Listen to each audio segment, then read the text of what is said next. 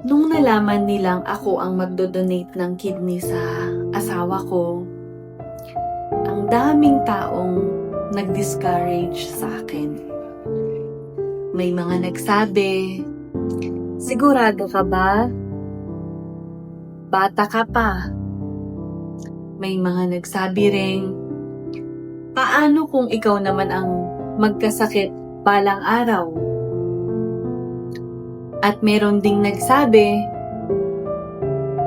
"Paano kung gumaling siya tapos ipagpapalit ka niya? At sa huli, iiwan ka rin." At sa totoo lang, naiintindihan ko naman kung bakit nila nasasabi yun. Kasi natatakot sila para sa akin. Natatakot sila na baka pagdating ng araw, pagsisisihan ko yung desisyon na to. Pero alam mo kung ano yung hindi nila naiintindihan noon?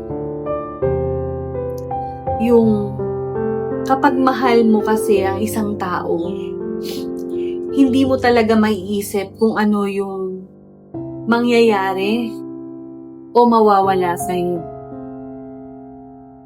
Ang iniisip mo lagi kung paano mo siya matutulungang makawala sa sakit na araw-araw niyang dinadala. Paano mo siya mabibigyan ng pagkakataong mabuhay ng normal?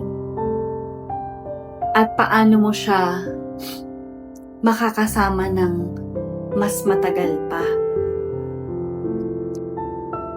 Kaya nung dumating yung pagkakataon, hindi ko siya nakita bilang sakripisyo. Kasi bilang asawa, ang tingin ko talaga parang normal na yun. Na ganun naman talaga dapat yung gagawin ng isang asawa sa asawa niyang nahihirapan. Nakita ko siya bilang pribilehiyong makatulong sa taong pinakamamahal ko. At alam nyo, totoo nga yung sinabi nila. Pagkatapos nga ng kidney transplant namin, iniwan niya nga ako. Iniwan niya nga talaga ako. Pero hindi sa paraan na iniisip nila. Hindi dahil sa gumaling siya, hindi dahil sa nakahanap na siya ng iba, hindi dahil nagbago siya, kundi iniwan niya ako dahil dumating ang araw na tinawag na siya ng Diyos pabalik sa Kanya. At yun ang klase ng pag-alis na wala akong laban.